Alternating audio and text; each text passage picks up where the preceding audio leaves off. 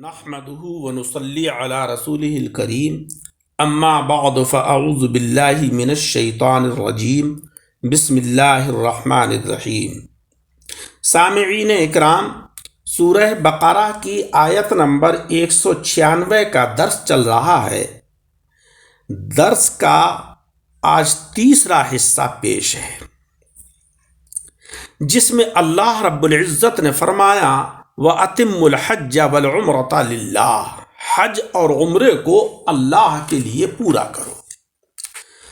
ہمیں یہ معلوم ہونا چاہیے کہ حج سن 9 ہجری میں فرض ہوا ہے۔ حج کی 2 قسمیں ہیں، حج اکبر اور حج اصغر۔ حج اصغر یعنی عمرہ۔ حج عمر میں ایک بار مالدار پر فرض ہے اور عمرہ سنت ہے۔ حج کے لیے مہینہ اور تاریخیں مقرر ہیں، مگر عمرے میں ایسا نہیں ہے، جب چاہو کر لو۔ عمرے میں احرام شرط ہے اور طواف اور صفا مروہ کے درمیان دوڑنا یہ رکن ہے۔ یعنی عمرہ صرف یہ ہے کہ حرم سے باہر احرام باندھ کر طواف کرے اور صفا مروہ کے درمیان دوڑ کر احرام کو کھول دے۔ حج میں 3 فرض ہیں اور 5 واجب ہیں۔ احرام باندھنا، عرفات میں ٹھہرنا اور طواف زیارت کرنا تو فرض ہیں۔ مزدلفے میں ٹھہرنا، صفا مروہ کی سعی کرنا، جمروں پر کنکر مارنا، طواف وداع کرنا، سر منڈانا یا کتروانا بالوں کا، یہ واجب ہے۔ حج کی قسمیں انشاءاللہ اگلی آیت کے درس میں بیان ہوں گی۔ اس آیت سے ہمیں یہ معلوم ہوا کہ تمتع یا افراد سے حج قران افضل ہے، کیونکہ الحج العمرۃ سے ہمیں یہ معلوم ہوا وَأَتِمُّ الْحَجَّ وَالْعُمْرَةَ لِلَّهِ۔ دوسری بات ہمیں یہ پتہ چلی کہ بہتر یہ ہے کہ حج میں دنیاوی کام کی نیت نہ کرے، جیسا کہ للہ سے معلوم ہوا ہے وَأَتِمُّ الْحَجَّ وَالْعُمْرَةَ لِلَّهِ، حج اور عمرے کو اللہ کے لیے پورا کرو۔ تیسری بات ہمیں یہ معلوم ہوئی کہ نفل شروع کر دینے سے واجب ہو جاتے ہیں، جیسا کہ اتمو سے معلوم ہوا کہ جب نفلی حج اور عمرہ شروع کر دینے سے واجب ہو جاتے ہیں تو نفل نماز اور نفلی روزے کا بھی یہی حال ہے کہ ابتداءً یہ نفل ہوتے ہیں مگر شروع کر دینے سے واجب ہو جاتے ہیں، کہ ان کا توڑ دینا منع ہے، اور اگر توڑ دیا گیا تو پھر قضا واجب ہے، کیونکہ اللہ جل شانہ وعم نوالہ نے فرمایا ہے کہ لا تبطلوا اعمالکم۔ لہذا یہ آیت احناف کی قوی دلیل ہے، شوافع کے خلاف ہے۔ ان کے یہاں نفلی عبادت توڑ دینے سے قضا واجب نہیں ہوتی ہے۔ چوتھی بات ہمیں یہ پتہ چلی کہ احصار کی قربانی حرم ہی کے اندر ذبح ہو سکتی ہے، جیسا کہ محلہ سے ہمیں معلوم ہوا کہ حتیٰ یبلغ الہدی محلہ۔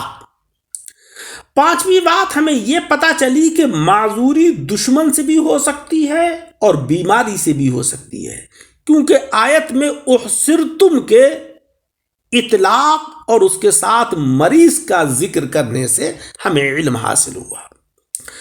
چھٹا فائدہ ہمیں یہ حاصل ہوا اس آیت سے کہ جو محرم مجبوراً سر منڈا دے اسے کفارے میں اختیار ہے، چاہے تو وہ 3 روزے رکھ لے یا 6 مسکینوں کو آدھا صاع گیہوں صدقہ کر دے یا اونٹ گائے بکری ذبح کر دے، مگر جو بلا عذر سر منڈائے اس میں اختیار نہیں ہے۔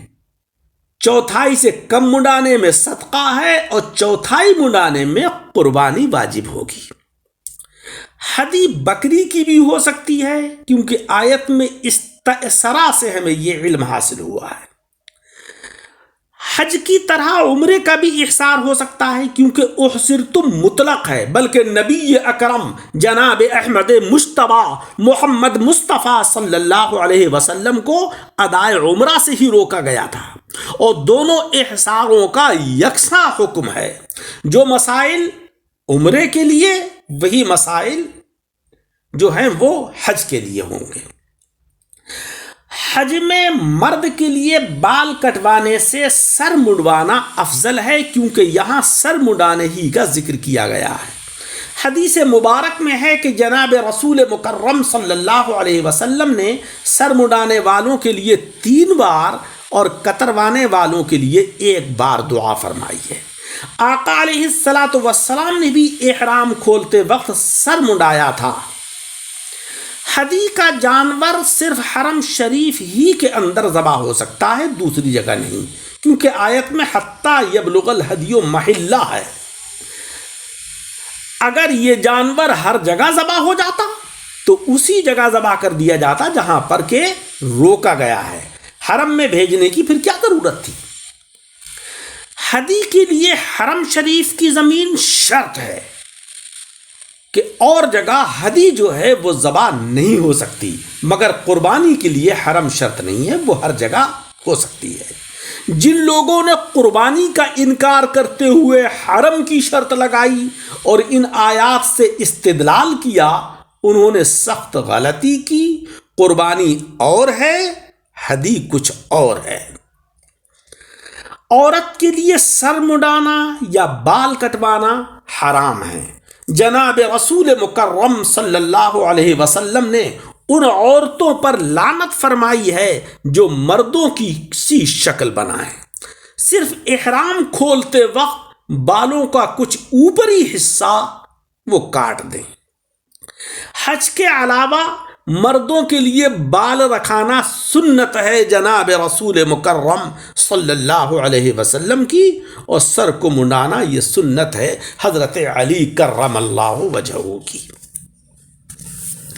مردوں کو عورتوں کی طرح لمبے لمبے بال رکھانا، چوٹی باندھنا، عورتوں کی طرح مانگ نکالنا یہ مکروہ ہیں۔ حج کا فرض چھوٹ جانے سے حج جاتا رہتا ہے، مگر واجب چھوٹ جانے سے قربانی واجب اور سنت رہ جانے سے صدقہ لازم ہے۔ جس طریقے سے نماز کا فرض رہ جائے تو نماز فاسد ہو جاتی ہے، واجب رہ جائے تو سجدہ سہو واجب ہوتا ہے۔ اللہ تبارک و تعالیٰ سے دعا ہے کہ مولا رب العزت ہمیں قرآن عظیم کو پڑھنے، اس کو سمجھنے اور اس کے اوپر عمل کرنے کی توفیق عطا فرمائے۔ آمین بجاہ النبی الکریم۔ درس کو سن کر احباب کے ساتھ شیئر کریں اور ہمارے یوٹیوب چینل دعوت حق درس قرآن کو لائک اور سبسکرائب کریں۔